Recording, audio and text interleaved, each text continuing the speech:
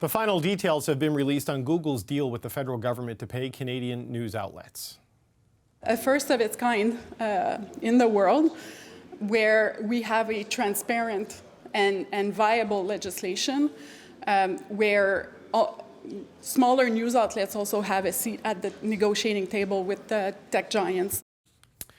Google has agreed to pay $100 million annually to Canadian news companies. 2/3 of the funding will be distributed to print and digital media, while the remaining third will be used to fund broadcasters. The public broadcaster, CBC Radio Canada, will be capped at just 7% of that pool. There's also about $5 million in administrative costs.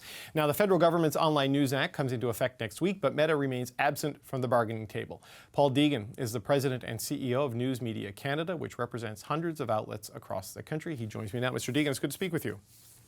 Great to see you, David. I see the Christmas tree behind you. Are these regulations the gift you were hoping for this holiday season?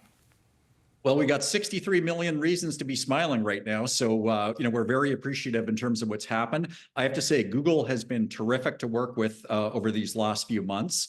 They're obviously a difficult or a tough negotiator, as is everyone in this, but we've come to a really good spot. And I really want to salute the work of Minister Pascale Saint-Onge. She inherited a very difficult file, and she's done an outstanding job. She's been absolutely terrific at dealing with stakeholders, listening to all of our various concerns, and I think she's landed the plane in a really good spot. Okay, I want to walk through some math that I saw presented by Michael Geist, who I'm sure you're aware is not a fan of this arrangement, not a fan of this legislation. And he lays out that in his estimates, Google was already paying about $50 million to news companies. Meta was paying about $20 million to news companies. And so what you're left with here when you deduct the administrative costs is a net gain of about $25 million in his numbers. When you subtract the lost value of all the traffic from Facebook and Instagram that news companies relied on, is the industry really that much further ahead with where we are today? Absolutely. So, before the Online News Act, we had about Google and Meta did deals with about a dozen publishers in Canada. I don't know exactly what their deals were, but now you've got a situation where all eligible publishers will be entitled to compensation for Google. And we see on the publishing side, at least, it working out to roughly in the neighborhood of $20,000 a journalist. And that's really on par with the same deal that the New York Times got. So you're going to see community weekly newspapers across Canada, for example, and folks like my friend Jeff Elgie, who you've got coming up next, getting roughly $20,000 per journalist. And we think that's a very good number. And this is under a durable framework, a legislative and regulatory framework where it's sort of not at the whim of big tech in terms of who they're paying to and how much. So we've got a solid framework in place where we're going to have many more winners under this scenario. Okay, I'm not. This question is not meant to cast aspersions on smaller media outlets, because local news is the spine of everything we do in this industry. But I wonder, with the change in this and with the withdrawal of Meta, some of the bigger institutional papers, in the Globe and Mail, for example, the Toronto Star, it looks to me like they could actually be worse off under these arrangements. Is that a possibility?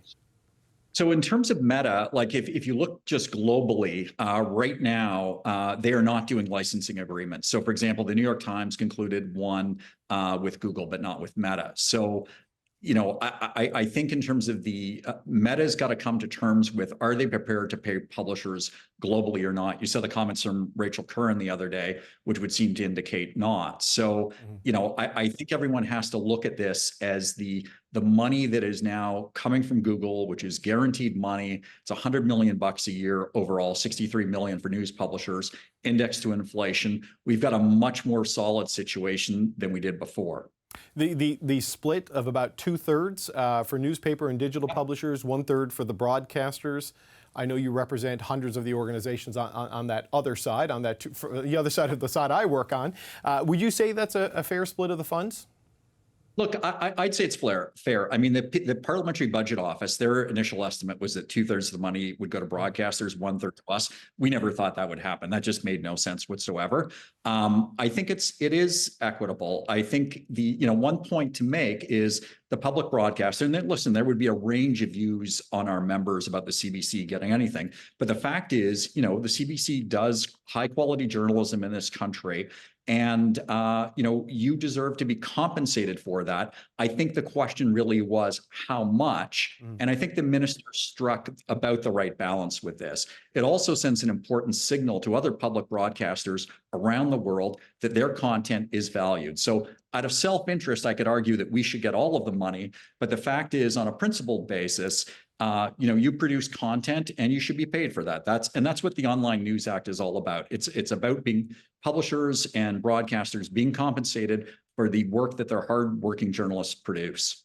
Where do you think we are right now in terms of Meta? I mean, there's no indication they're coming back. And it seems like, this may have precipitated their permanent exit. Do you think that is the permanent state of things right now, that Google will be the only real tech company participating in this framework in any meaningful way? So honestly, I don't know. I mean, the one thing I would say is Meta's decision, I don't think it has anything to do with the Online News Act. It's really, looking at this globally, are they paying for news or not? You saw things like Campbell Brown exiting, things like that, which would seem to indicate that they're pulling away from news. I think to be clear as a company as to what they want to do. The one thing I would say is, if you look at Meta without news, what's left on their platform? It's cats and Kardashians, right? So I think for their platform to be valuable to advertisers, they need the fact-based, fact-check news that folks like Jeff Elgie and his team produce. Their platform is much stronger with news, and we would encourage them to play ball. Pascale Saint-Onge has been very flexible. She's totally reasonable. She's totally accessible. I know her door is open, and I'm sure she would love to talk to them. So, we would say to them, get in the game and have a discussion, and let's see if we can come up with something that's fair and equitable and predictable for everybody. Right. Well, the argument back from Meta is that random people post the content on their page. They don't go scrape it the way Google does for search engines and potential AI products. So it's a totally different business model that they feel they shouldn't have to pay for. But they benefit from that content, and in our view, they should compensate us for it. So they sell advertising against it. They harvest all sorts of data, which is worth a lot of money. They should pay us. I mean, this is really sort of Jerry Maguire time for Meta. It's time to pay folks. Okay, I think the phrase was "show me the money" that you're looking for there if you're going with Jerry Maguire. But look, there are some concerns that some smaller independent media companies and the inelegant phrase ethnic media may not get the funding they need because of this, and they'll lose out to larger media conglomerates. I mean, do you see that playing out that way in these final regulations, or do you think there's a way to make sure that they're also protected in this? So the way the legislation is structured, so anyone who's got the qualified Canadian journalism tax credit status qualifies. So for example, there's several ethnic publishers, there's minority language publishers that have that status, so they'll qualify.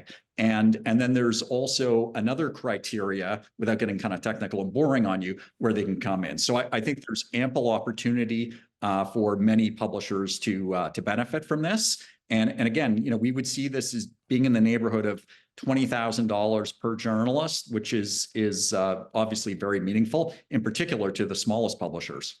So there still needs to be, Paul Deegan, this collective bargaining body, I don't know what to call it, that will sort of bargain on behalf of the media institutions with Google to figure out how and determine who gets what. Where is that, and when do we see this thing come to life? Yeah. So look, I think that process is going to be less complicated than it looks in terms of the regulations. We were on the phone earlier today with both the CBC and the Canadian Association of Broadcasters. We're prepared to simply receive the check from Google to cut them their respective checks. So meaning 30 million and 7 million. We obviously wouldn't take a fee on that. I mean, this is just a straight pass through. I think this is actually far less complex than people think. And the real goal is to get money flowing quickly to news businesses, but also to have Google, who has operated in a socially responsible manner and in good faith, to have them get their exemption. And we don't think this is going to take 6 months or anything like that. This should work much, much faster than that. And it's in Google's self-interest and in our self-interest to have it work that way. So it could just flow through you and you just cut a check to the broadcasters and then you deal with the print and digital people? We've already decided it. We literally had a 3-minute call Okay, and we worked it all out. I mean, this is easy, and we don't need the CRTC involved in that. We don't need to take a fee. This is just we receive a check and we write them a check. Done. Okay. Paul Deegan, I did not know that, so thank you for sharing that information with me. Paul Deegan is the President and CEO of News Media Canada. Thank you, sir. Great being with you, David, and happy holidays to you and your family. You too, sir. Okay, well, as Paul Deegan said, for more reaction on this, we have Jeff Elgie. He is the CEO of Village Media Canada, a digital-only local news publisher operating in dozens of Ontario communities, and he joins me now. Jeff, it's good to speak with you again. Good to see you again, David. Thanks for having me back. So we knew the $100 million figure the last time we spoke. We didn't quite know how it was all going to break down and what the regulations would look like. Where do you think they've landed on this in terms of what it means for startup publishers like you?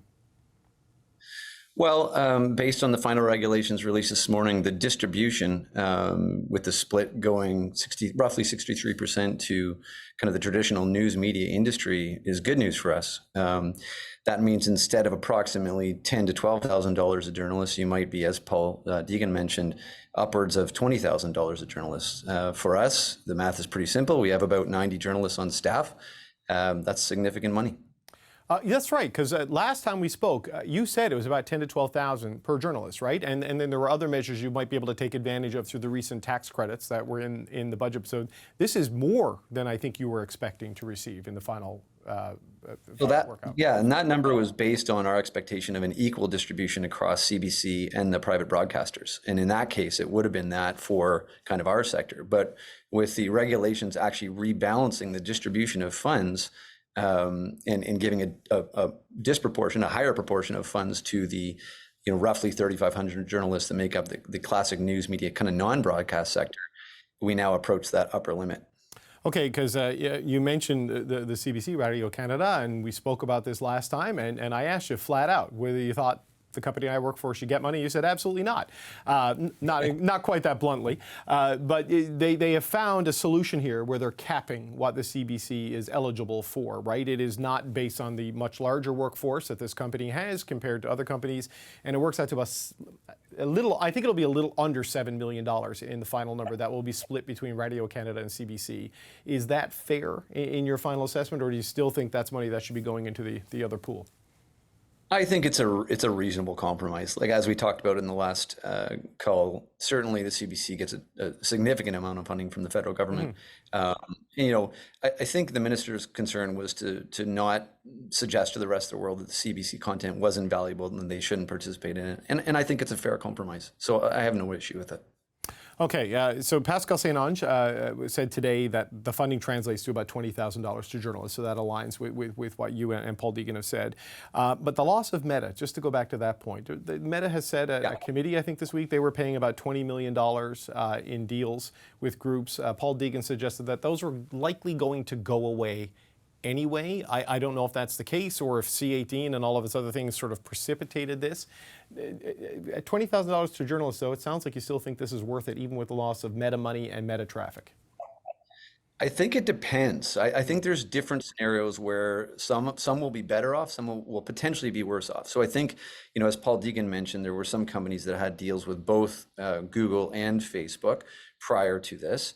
And we don't know the details of those deals, but obviously the Meta deals will end and the Meta traffic has ended. So I think there are some scenarios, particularly potentially for larger media companies that struck deals earlier on that were substantial, that are now going to be based on journalism expenditure exclusively. I think there's potential that in some cases there will be less money for them and potentially Meta traffic, of course. I think the other scenario is if you look at small independent publishers, which I'm thrilled for this because they are going to generally be included, as Paul mentioned. And I think that's the best thing, the best outcome of all of this. But I think if in some cases, if you went to a small publisher that had maybe one or two journalists and said, okay, we'll give you $20,000 or $40,000 a year, but by the way, you don't have Meta anymore, they're gone. I'm not sure that that's always a welcome outcome, because I think, as we know, you launch new publications, Meta was a really important tactic in bringing new publications to light. And with that gone, I think that's the area of the industry that I'm concerned about is how do you start these things and get them to sustainability in a reasonable amount of time, even if you have a bit more money. to do so. Look, like you, I have no line of sight into the financial books necessarily of like the big media companies on the print side of the equation. But, you know, I've seen some assessments that, you know, the Globe and Mail, Torstar, the National Post, Post Media, they could be worse off with these changes. I don't know how that works. What is your sense? Do you think it's possible that with the way this has worked out with Google, but with the loss of the Meta deals, that those big city papers could actually take a hit here? Yeah, I mean, use Torstar as an example, who we know had deals with both Meta and Google. So the Meta deal's lost, like our Meta deal is lost. But because of recent issues, they've had layoffs in terms of the number of journalists. So now all of a sudden your Meta deal is gone. Your fund is now based on the number of journalists you have. It's possible that the combination of those two things might put them in a worse position. You know, I don't know the nature of their deals. I don't know Post Media's or Global and Mail's. I don't believe Post Media had to deal with Meta, which is publicly known. So, you know, for them, this might put them ahead. But every scenario is a little bit different here. I heard Paul Deegan praise Pascal St-Onge for this. Just as a final point, do you think this could have happened under Pablo Rodriguez, given where things were on this issue under the previous minister? We have been through, Pascal's the fourth minister on this file, and she is the first one that ever met with us. Really? I honestly think she's done a great job. I think she's been practical, reasonable, efficient. I'm impressed with the way she's handled this file. No one has met with you, given all the small and medium-sized cities and towns in Ontario that you work in. No one from the government had met with you until. Well, and it's not even just us as Village Media. It was a whole group of us that we call the Local News Collective that was made up of hundreds of publications across Canada, and we could never get the attention of prior ministers. And Minister St-Onge was very good and very, very generous to meet with us. All the talking points I heard was how important local news was, right? And you, like, we have you on because you are the face of, you know, modern local news in a lot of ways in Ontario. I'm really surprised to hear that they hadn't met with you. So do you think that played a role in getting to this point, the fact that more players were able to get to the table and speak to the minister responsible? I think it helped. I mean, you know, our big message was, please don't lose Google. If you lose Google at any cost, you're going to devastate the industry. If Meta's already gone and they're not coming back, if you also lose Google, as we talked about in our last interview, you're losing like 50% or more of the total traffic that we all get, really. You know, some are much more than that. So we really stressed that, you know, and so who knows if that had influenced it. We happened to have met with her just before the deal with Google was announced, about a week before. Right. And hopefully that encouraged her along. But I think she was on the right track. And she's certainly well informed about the act, which was good to see as well. Jeff Elgie, the CEO of Village Media Canada, thank you for your time, sir. Have a good holiday. Thanks for having me. You too.